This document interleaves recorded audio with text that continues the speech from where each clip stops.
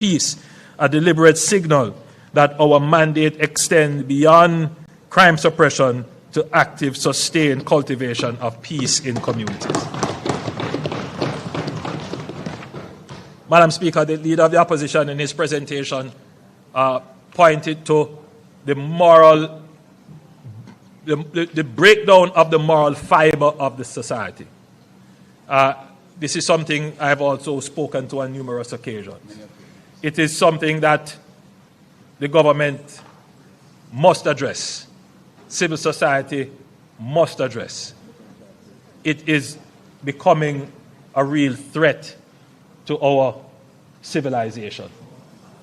The level of incivility, crassness, bad behavior, dysregulation, it is troubling. And it is not just a social issue, it is an economic issue. Because, if you have behavioral problems in schools, you will have behavioral problems in the workplace.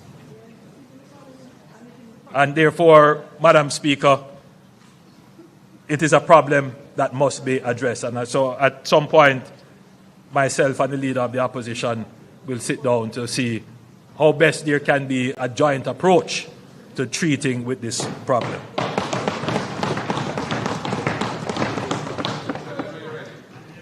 Madam Speaker, for decades, Jamaicans have worked hard. Our people are resilient, entrepreneurial, and industrious. Yet too often, the rewards of that hard work have not been translated into rising incomes at the pace of citizens' expectations. The reason is not effort, not that people aren't working hard. Yes, people are working hard. The reason is that people are not working productively. There's a big difference. And let me be precise about the meaning of productivity, because this is one of those words that is often used but rarely understood. Productivity in its simplest form is the value produced per hour of work, not how hard you work, not how long you work, the value of what each hour produces. Madam Speaker, the International Labour Organization data shows that Jamaica produces approximately US $8.81 of output per hour work, adjusted for purchasing power. Let me be clear, Madam Speaker, this is not a judgment on Jamaican workers. It is a diagnosis of our economic structure. And I want the members of Parliament and those watching online to see it, that this is how Jamaica stacks up against the world and against the region.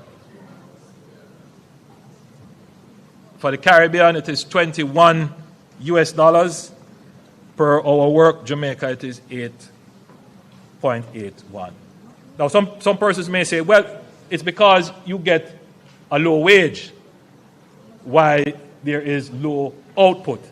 The two things aren't always correlated, but there is an agreement that you have to increase wages to induce an incentive to work harder.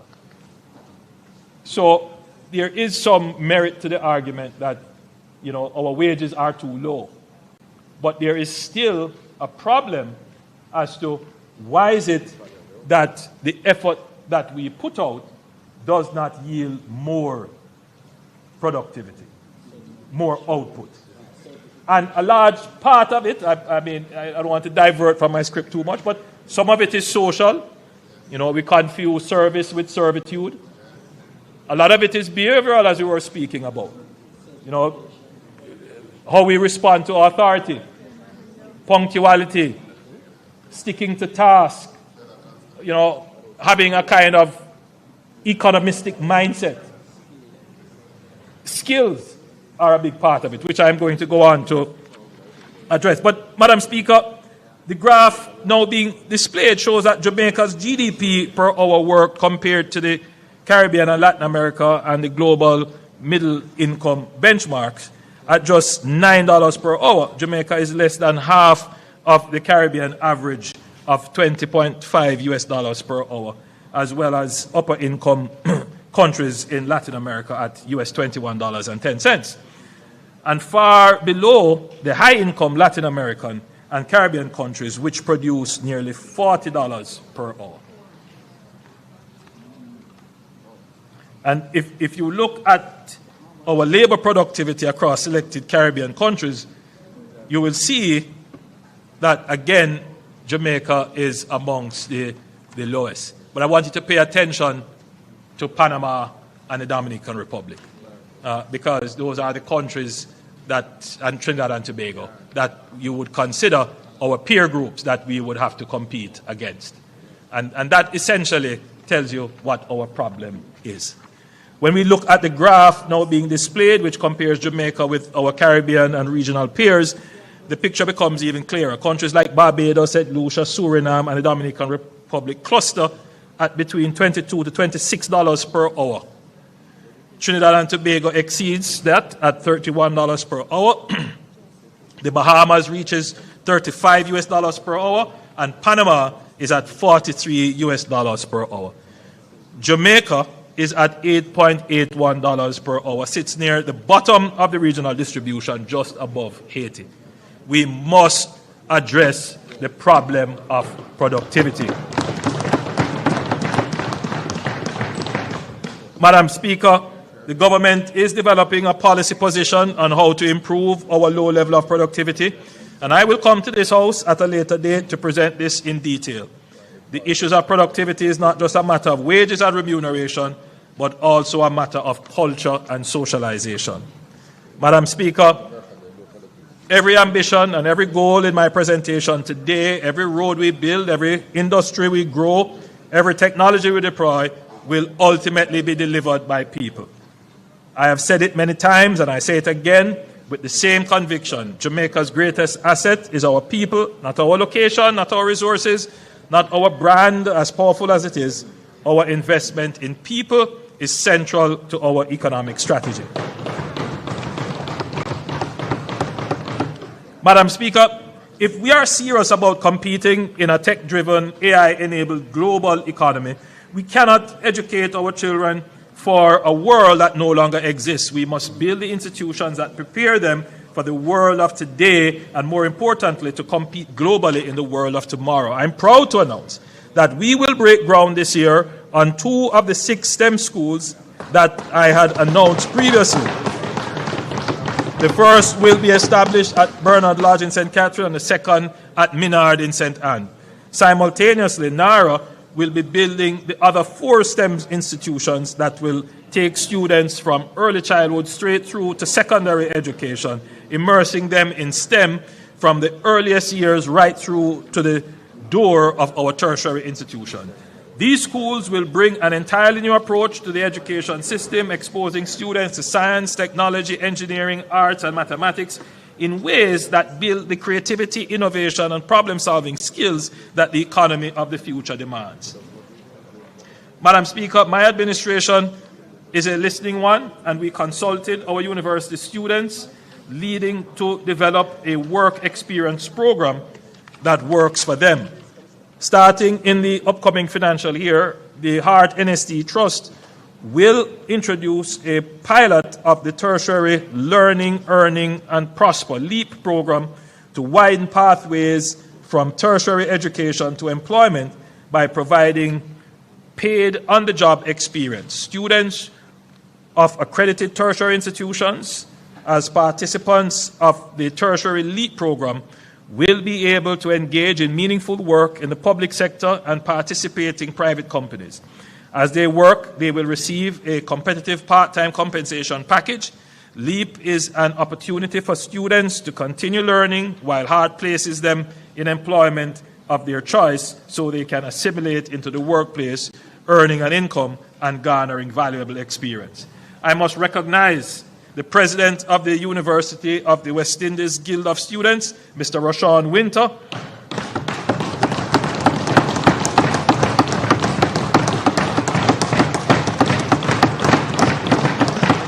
and the President of the University of Technology Students Union, Mr. Percival Roberts,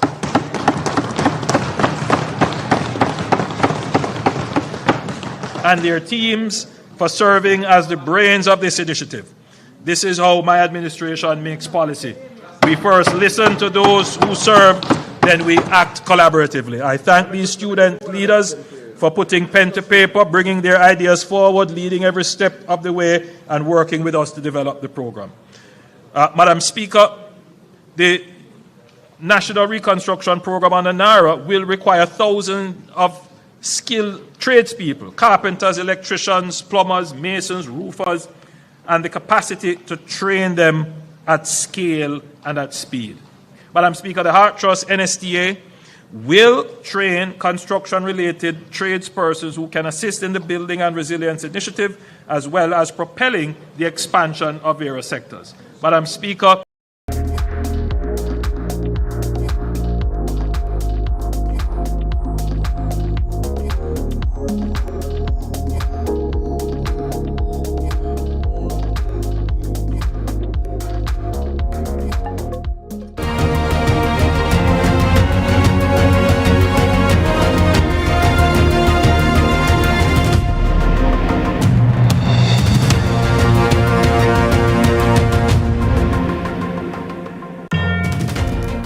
Tonight, Inside Lead Story. The Prime Minister, Dr. Andrew Holness, is standing before Parliament for the 11th consecutive time, laying out a vision he calls building forward together, from resilience to resurgence. Well, as Prime Minister Holness continues on his feet, talking to the nation about the 2026-2027 budget, let's continue to take a listen to what he has to say.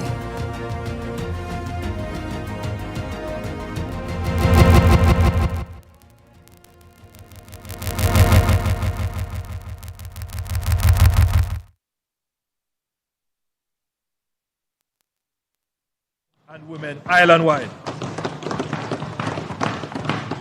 Our mission to expand access to opportunity through skills training is not yet complete. Complete that mission. In the coming financial year, tuitions for all Heart NSTA Trust programs up to level 5, note that this is a bachelor's degree, will be abolished for Jamaicans in the most challenging circumstances.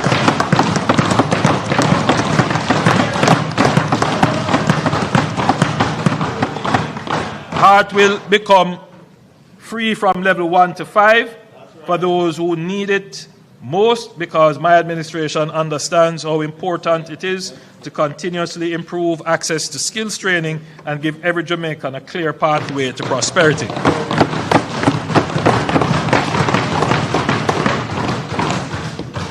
Madam Speaker, the most powerful classroom is the workplace, and the most effective instructor is experience.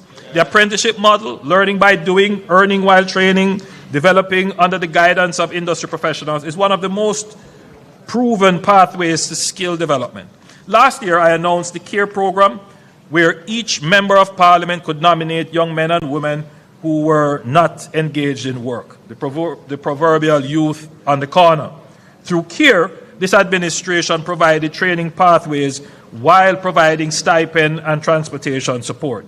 Madam Speaker, a CARE graduate from the Gregory Park area is here with us today.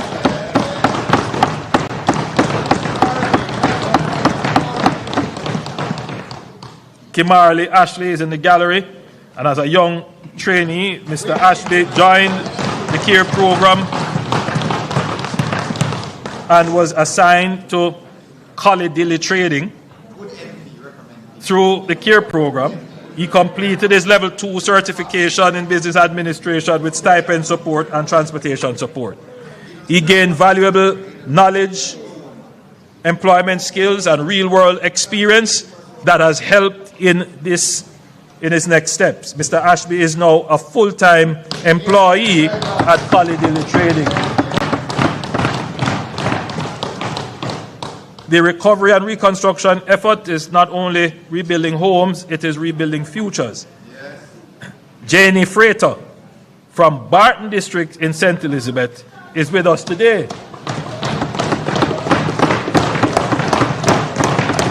He is one of the young Jamaicans participating in the Bridge program, building resilience and inspiring development through guided experience.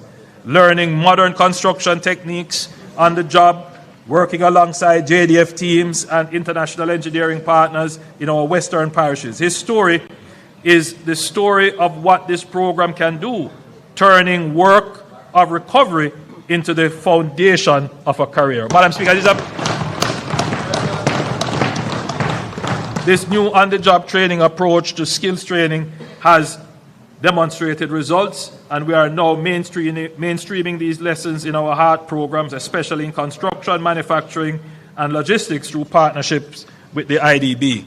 Madam Speaker, I'm particularly happy about this because we have asked the JDF and HEART to partner together to ensure that while we are restoring the roofs,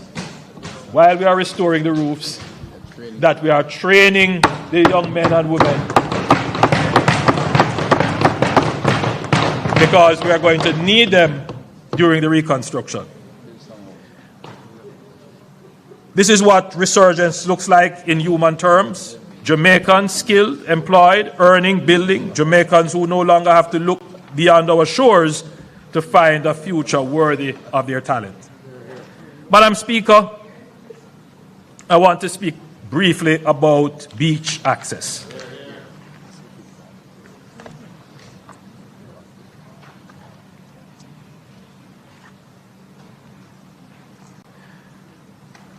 A planning issue which has been contentious for several decades is beach access. The leader of the opposition raised it in his presentation. Every administration has committed to creating a policy framework to improve and increase Jamaica's access to our beaches. Today I am tabling Jamaica's new beach access policy.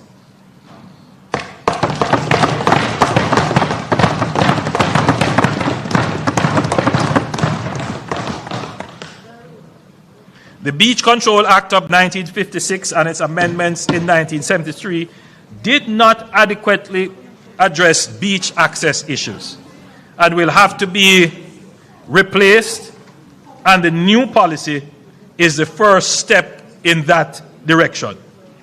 The policy focuses on developing a modern, inclusive definition of a beach and definition of the foreshore, backshore, and water shelf, outlining how the government will improve access, outlining the required legislative amendments, and outlining changes to the consideration for new development approval. Madam Speaker, another element of the policy is developing a framework around investments in man-made or constructed beaches. At the time of the 1956 Act, man-made beaches were not contemplated. I mean, obviously man-made beaches have been around a long time, but it was contemplated as an endeavor in Jamaica. I think now we have to integrate that into a new framework of managing our beaches. So the policy, Madam Speaker, affirms government's commitment to ensuring that Jamaicans have access to their natural public assets in an orderly, safe, equitable, and sustainable way. Madam Speaker, we want to once and for all end any ambiguity, dispute, or any view that Jamaicans are being dispossessed and disconnected from accessing their beaches. Madam Speaker, last year, we signaled our intention to continue the journey from a minimum wage to a livable wage. And we indicated that the next step would be to increase the minimum wage to $18,500. However, in the aftermath of Hurricane Melissa, many of our businesses are rebuilding, many households are still recovering, and the economy is now navigating yet again another external shock in terms of energy prices and shipping costs. In this context, the government believes it is important to strike the right balance by continuing to improve earnings of workers while recognizing the realities employers face. We therefore propose a measured increase in the minimum wage from $16,000 to $17,000 effective July 1, 2026. This does not represent a departure from our long-term policy objective. The government remains committed to transition from a minimum wage to a livable wage, and as economic conditions stabilize, we will continue the phased increase necessary to realize that vision of the Jamaican worker. So, Madam Speaker, July 1, 2026, the minimum wage will move from $16,000 to $17,000. We continue to make the investment in lifting wage levels because ultimately we are going to have to address the productivity issue. Madam Speaker, we are not a nation that has had it easy. We are a people forged in the fire of history, shaped by struggle and suffering. We know in our bones, in our blood, in the memory carried across generations, what it is to be tested. Slavery could not break us. Colonialism could not diminish us. Poverty could not extinguish us. Debt could not define us. COVID could not stop us. Hurricane Gilbert could not silence us. And Hurricane Melissa, the most powerful storm this earth is capable of producing, could not and did not defeat us. Beyond any doubt, we have proven resilience as a nation. But resilience, Madam Speaker, is not our destination. Our test now is the harder one, the test of whether we have the vision to see in the rubble of what was the foundation of what can be. The test of whether we are bold enough, disciplined enough, and united enough to take everything we have endured and turn it into everything we deserve. To not merely survive, but to soar, to thrive, to move deliberately, decisively, and together from resilience to resurgence. Madam Speaker, I believe we are equal to that task. I know that we are equal to that test. I believe it because from the farmer I met in Westmoreland, standing in a field stripped bare by Melissa, he is already talking about how he is going to prepare for his next harvest. I believe it because of the mother who cleared rubble with her hands so that her children would have somewhere to sleep, not waiting to be rescued, not surrendering to despair, simply doing what Jamaican mothers have done across every generation of our history. I believe it because the young entrepreneur who lost everything, but who is ready to start again. These are not exceptional Jamaicans, they are the typical Jamaicans. And that is the most powerful thing I can say about this country. Jamaica's greatness has never been in our size or our resources. It has always been in our people.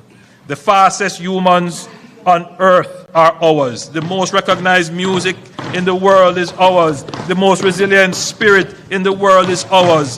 Madam Speaker, history will record that Melissa was the strongest storm to ever strike the island, but history will also record something else, that the Jamaican people, that the people of Jamaica were stronger than the storm of Melissa. We have proven that we can withstand. Now it is time to show the world that we can build. A Jamaica where every Jamaican in every parish, in every town, in every community on this beloved island can look at their country and say with pride and with certainty, this place was built for me and by me. And I was built for this place.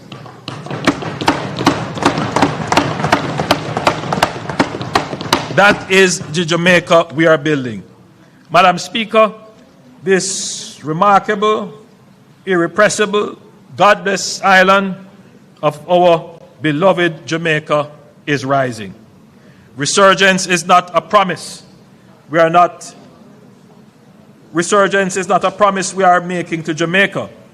It is our destiny, and we are claiming it together. May God be our refuge and guide in restoring what the storm took away. And may what we build in its place be greater in strength, richer in justice, more beautiful in spirit, and more Jamaican than anything that came before. Thank you. And may God today and every day continue to bless Jamaica, land we love.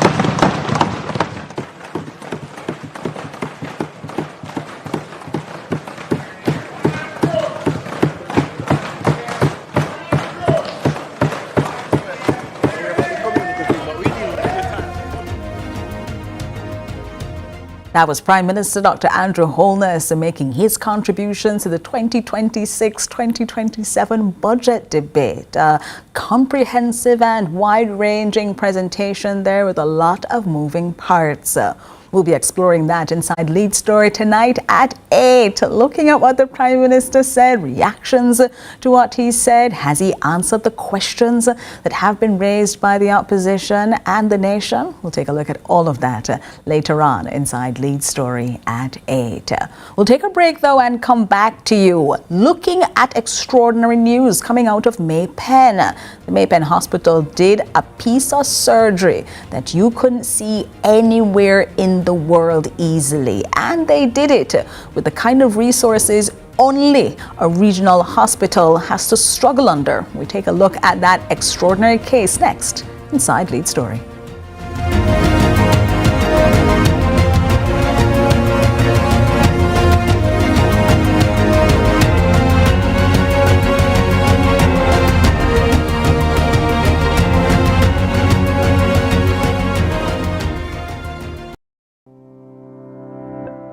Every day starts with care. Care that's always close. Supermed Family of Pharmacies is where you go for everything you need. From your morning routine to life's biggest moments, Supermed Family of Pharmacies is always by your side. Whether it's prescriptions or household essentials, trust the care that's close to home.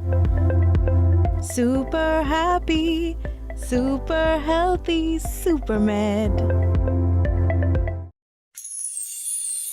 Most people buy property and hope for the best. At Stella Global, we don't believe in hope. We believe in strategy. I'm Tiffany Gray. Join us March 27th through the 29th. Paradisiac Sip and See. This isn't just a tour. It's a wealth summit designed to save you thousands on your purchase. Meet our lenders, attorneys, and experts to learn how smart money invests in Jamaica. Ticket on sale at StellaGlobalRealty.com. Everybody want to see if our country right now. One thing about Jamaicans, we might have differences, but we know when something is good for all of us. And when we work together against crime and violence, we are stronger than ever. And that's how we know the Citizen Security Plan can work. That one and CSP. The Citizen Security Plan is an initiative of the Ministry of National Security in partnership with the European Union. It's an all-of-government effort to create safer streets and build stronger communities. Go to mns.gov.jm to learn how you can play your part. I'm me and the stylist, no scam and I style me. From the market to the farm to the office, money talk is everywhere. But are you making sense or nonsense? The Bank of Jamaica brings you common sense with BOJ, real stories, real laughs, and real lessons to help you protect, grow, and manage your money. Mattress savings. At least my mattress, no charge me to sleep on it. Partner plan. Remember last year we needed our payouts early? But Miss Pam gave it to her cousin first. Or a sketchy loan flyer. Electrifying deals. See why making the right financial choices is pure common sense. Brought to you by Bank of Jamaica, empowering everyday Jamaicans one episode at a time. Grandpa, it's 2026. You can't keep hiding all your money in every single pocket forever. Let's delve deep into the issues. We'll take you beneath the surface. Greetings and salutations. My name is Orville Higgins, and it's another edition of Fan Central. Talking to the people at the heart of the top sporting stories. Hear from your favorite sportsmen and women and the administrators who work tirelessly to make it all happen. It's live sports talk. I've written an entire article. Yes. Looking at all the major issues every Tuesday at 9 p.m. It's Fan Central.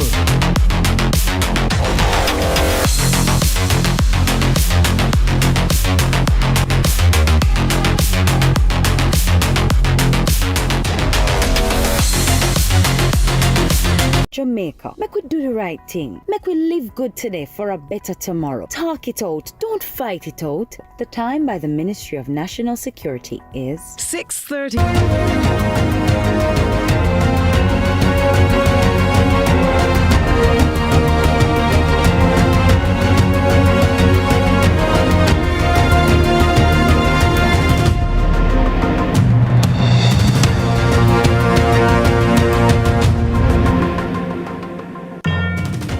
We just heard from Prime Minister Dr. Andrew Holness as he made his contribution to the 2026-2027 budget debate. And he talked about a wide range of upgrades that can and should be happening to the system. But now we move you to a place that has been under pressure, but man, oh man, do they have a story. The Maypen Hospital is in the news as this week inside the Maypen Hospital, they were able to move from national policy to national systems, being hypothetical because they successfully managed a case of penetrating cardiac trauma. Yeah, a level of complexity rarely handled outside of tertiary facilities.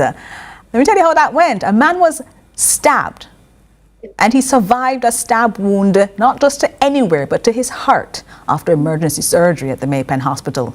A case that speaks to both the skill of medical teams and the capacity of the public health system.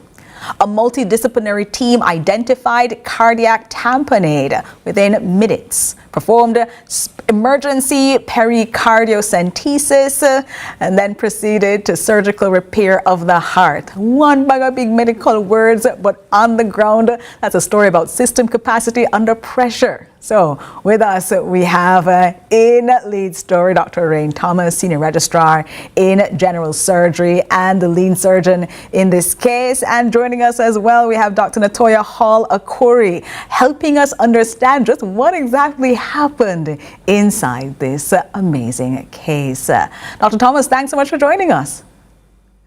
It really is a pleasure. Thanks for having us. Dr. Hall-Akuri, are you there as well? Yes. There you go. See, this is the super team here, people. Dr. Thomas, let me start off with you. Walk us through, because we're hearing this case. You've received commendations from the Minister of Health and Wellness. Talk to us about the first few minutes in a case like this. What had to happen immediately to save a life?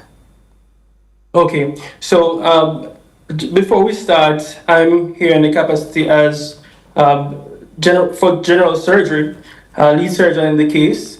Dr. Hall-Akuri would have met the patient before me, should have met the patient in the emergency room. But before we get into the details of the case, I just wanted to highlight the fact that this is not an unusual case, or let's say unique case in as it pertains to a cardiac repair. Cardiac repair is quite, I wouldn't say common, but it's not as rare as we would think. And it's actually Hold on, Dr. Thomas, you can't just say that quickly. Are we regularly in Jamaica having cases where people are getting stabbed in or around their heart? Unfortunately, yes. And as general surgeon, we usually encounter, these patients quite a bit. In type A facilities such as KPH and the University Hospital, they would encounter a lot more. But yes, we've encountered patients like this throughout the years here at Maypen Hospital. And, past general surgeons, would have met cases like this. and would have had successful outcomes. So it's not the first that MAPEN is doing a case like this, but the unique aspect of this case comes from the emergency room, where, well, Dr. Halukuri will guide you through that part. All right, so it's not unusual, which is mind-blowing for me, and I'm supposing so many other people, to hear that people are regularly, or at least not irregularly, getting stabbed in or around their heart. But Dr. Halukuri, help us understand then. You see a patient present to the hospital and they say to you, I have been stabbed in the heart. Can they even speak to say that to you, or are you identifying what has gone on now? What is it that happens in those first few moments when that patient comes in that you have to see, Dr. Halukuri, and therefore immediately take charge of? Yes, we don't see it every day in our department. Maybe the general surgeons see it more than we do in terms of repair. What is new, point of care ultrasound is something that is practiced now across Jamaica. And we wanted to emphasize the use of point of care ultrasound, especially in rural settings where most of these things you don't have access to as quickly as you should, or they're not available.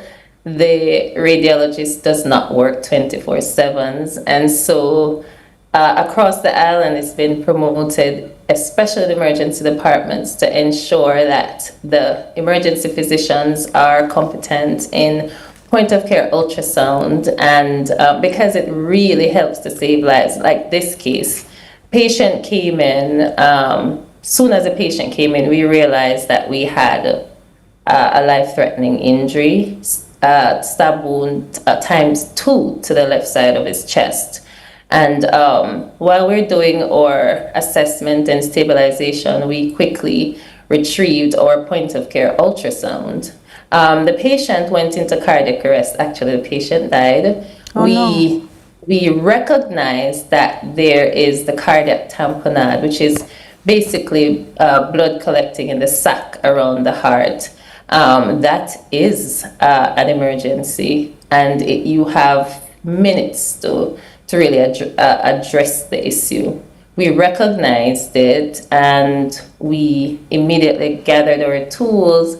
And we realized that if we did not quickly remove that blood from around the heart, then we weren't going to get the patient into the OR.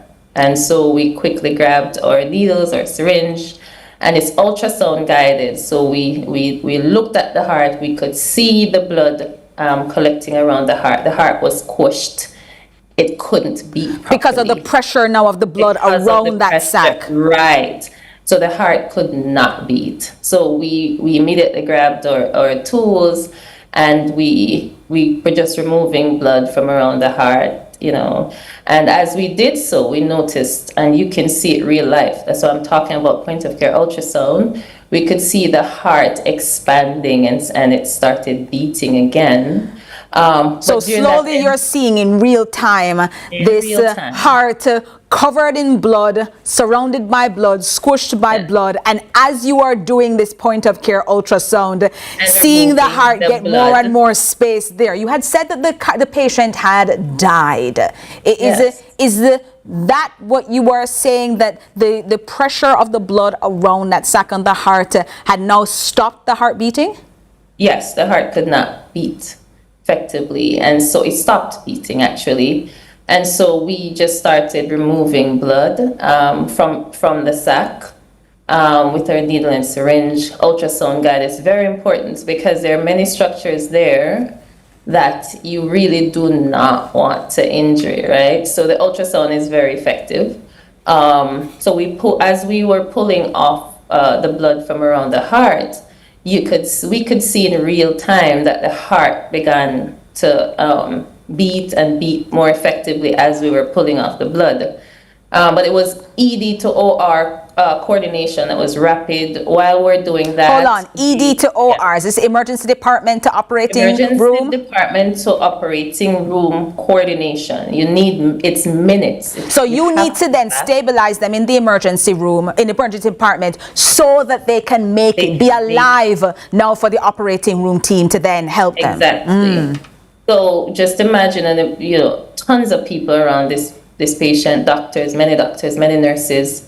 Everybody's calling somewhere. And we talk about coordinated care. So we have emergency physician, we need the anesthesiologist, we need a surgeon. So while they were calling Oraine's team and they were calling the anesthesiologist, they were calling the blood bank for him. Everybody was just calling someone while we were doing the procedure.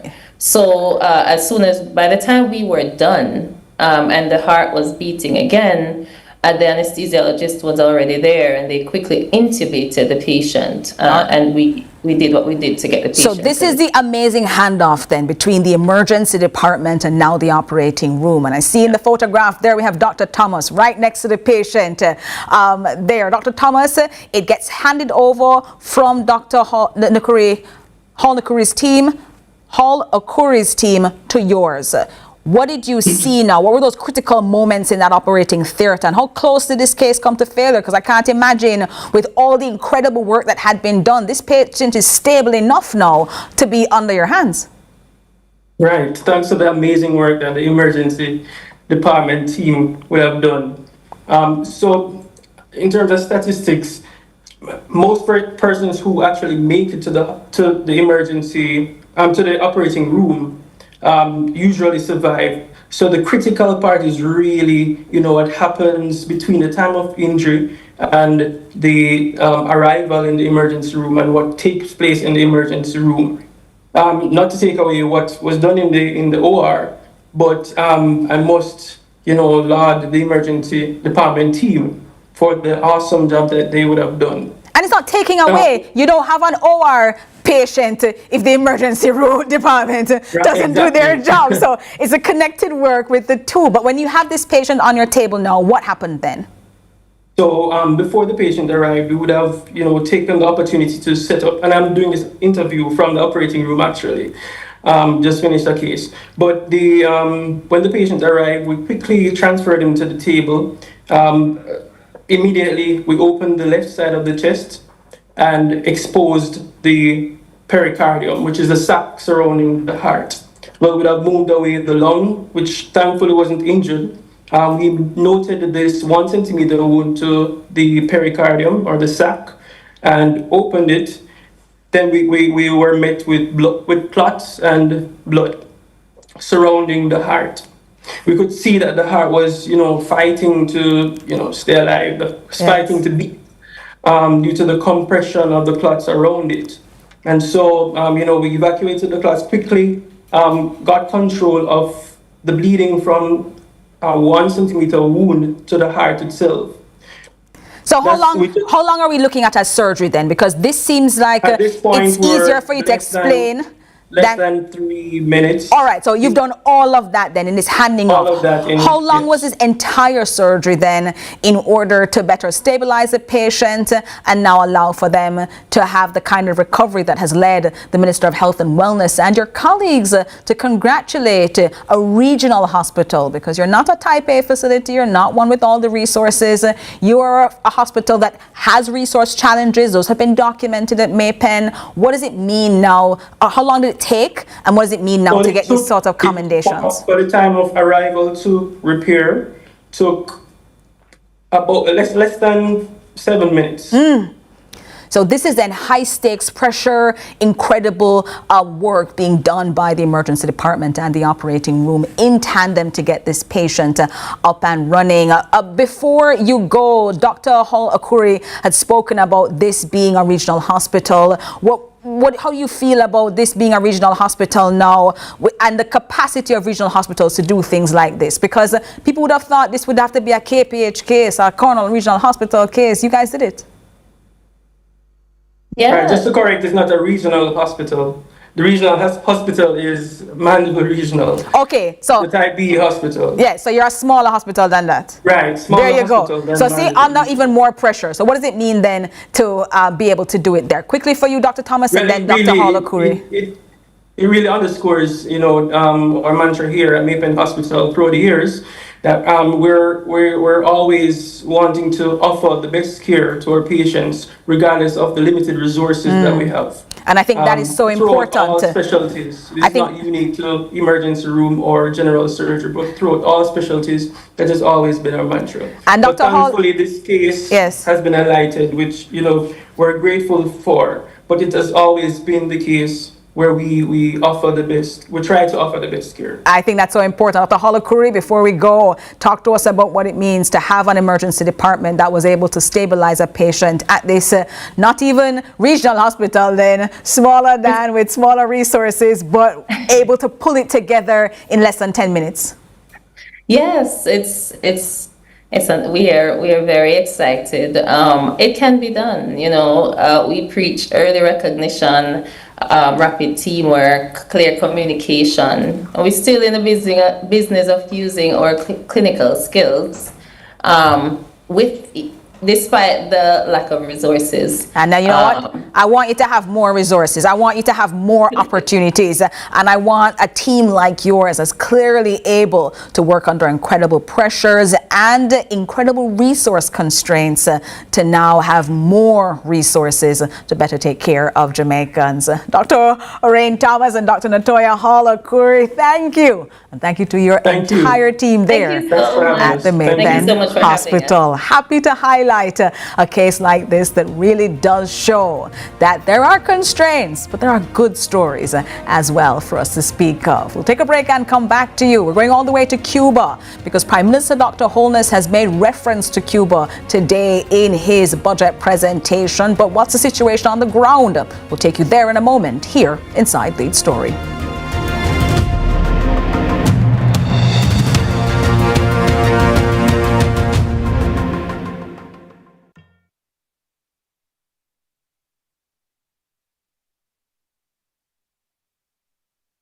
Employment rate has fallen to 3.3%, down from 13.2% in 2016. Our government's continued focus on job creation is delivering real results. We are building Jamaica. The time by the Office of the Prime Minister is... I'm me, the style is no scam and style me. From the market to the farm to the office, money talk is everywhere. But are you making sense or nonsense? The Bank of Jamaica brings you common sense with BOJ. Real stories, real laughs, and real lessons to help you protect, grow, and manage your money.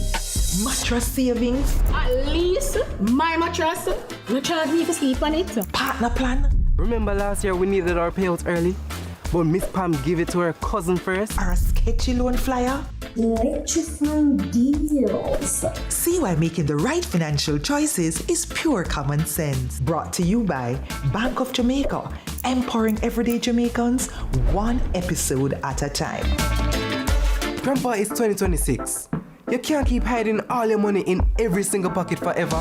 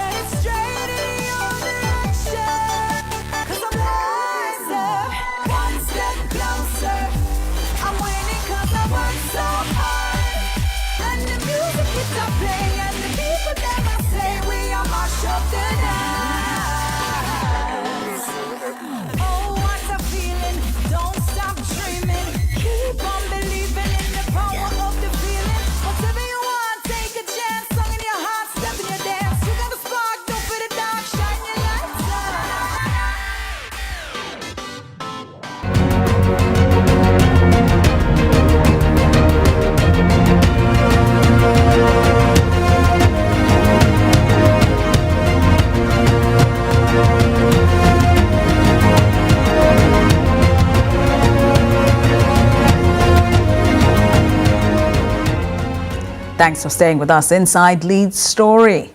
Prime Minister Dr. Holness, on his feet today in Parliament while making his contribution to the budget debate, spoke of Cuba, saying, as our closest neighbor, we are concerned for the situation in Cuba. Going on to say, this is a moment for reform and reset. But tonight, we move from policy to lived reality. Cuba has lost an estimated 90% of its fuel supply. Power outages, protests, surgeries postponed, a system under strain. That's the reality on the ground, and we're finding out what it's like for Ricardo Lockhart, an Antiguan medical student in Cuba. He's joining me now. Ricardo, thanks so much for joining us inside Lead Story. Good evening. Thanks for having me. Ricardo, we tried to get you on the program on Tuesday, but the power failures on the ground made that almost impossible. It's now Thursday. Yeah. Describe what it's been like in Cuba over the last 72 hours. Well, I mean, probably everyone have heard about the power outages that we've been experiencing. It's basically continuing, but for the past 2 days or so, it has stabilized a bit. We do have fluctuating electricity here and there, but we're still trudging on, trying to make do with the electricity when we do have it. You are talking about that blackout. Cuba experienced a total national blackout earlier this week on March 16th. Where were you when the lights went out, and what did that moment feel like? Well, at the point I was at school, I just finished classes and just got back to my apartment. And in the beginning, it seemed like it was just a normal thing because we do have power outages. We kind of learned to cope with it. But slowly, we started hearing other locals on the streets talking about what we call Apagon is again upon us. And more, we're hearing that we're going to have at least a day or two without electricity. In the beginning, it wasn't much of we didn't think much about it. As I said, it was something that we're kind of accustomed to.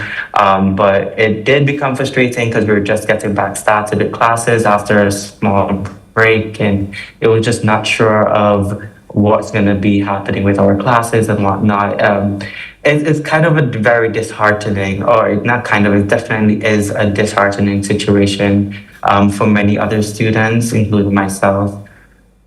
Let's talk about you being a student there, because you're a medical student on the ground. You're surrounded by other medical students, people who want to continue their education. Universities need power. They need electricity to continue. And you said to us that you were on campus when that happened. How has this crisis affected your ability to continue your studies because of these stop and starts, especially?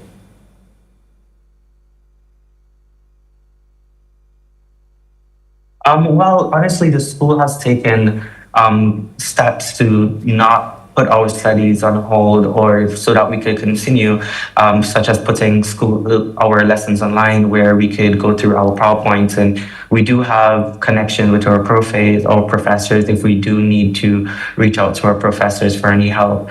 The school, being the student body, has a close relationship where we do support each other where we can. We do have seniors as well from our country delegations that we can reach out to if we do need help.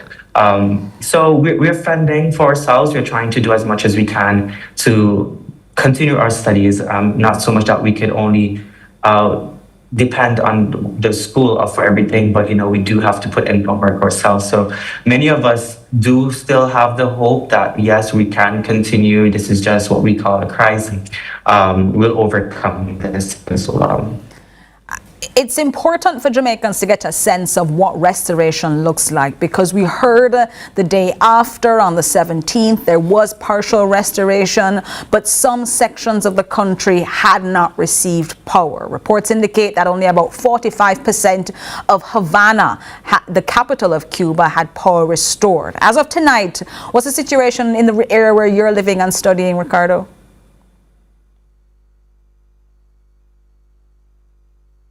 Well, quite quickly, the school got back power, where majority of the students reside. So we weren't that affected to that extent. But at present, we do have electricity again. Deficit for electricity at one point, but electrical companies, there's WhatsApp groups that you can join where students can get information on what's happening to electricity. So it's not that you're left without information, you do get information. So we did know that as electricity was being restored, we do know where had electricity from where didn't have, and when you could possibly get back electricity. So there are information outlets, might be hard to find if you don't know the right people. But yeah, we do stay in the loop, and the school does do its best to keep us informed, as well as our professors and other classmates as well. Ricardo, last you spoke to us, you said you were in Havana. Is it different for other parts of the country? Because reports are that they're still not having any power come back.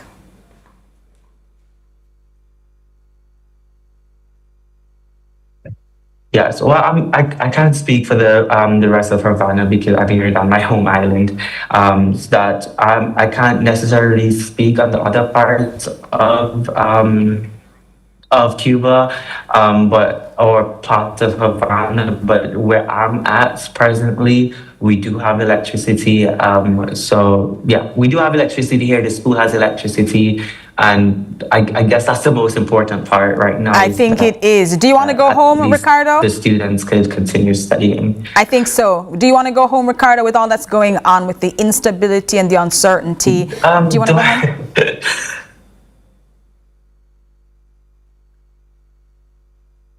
Well, you see, the thing is, we all came here knowing the difficulties that Cuba has. And I think our government especially made us quite aware of the difficulty where we would be going. And, it's not, Cuba has always had this history of power outages or because of the sanctions that they faced and had been facing. So when it comes to many of us here, and I'm speaking for my other classmates and countrymates, many of us are holding on to the motivation of trying to finish your career, trying to reach that goal of being medical forward. Yes, it's difficult. Yes, many times we do want to go home,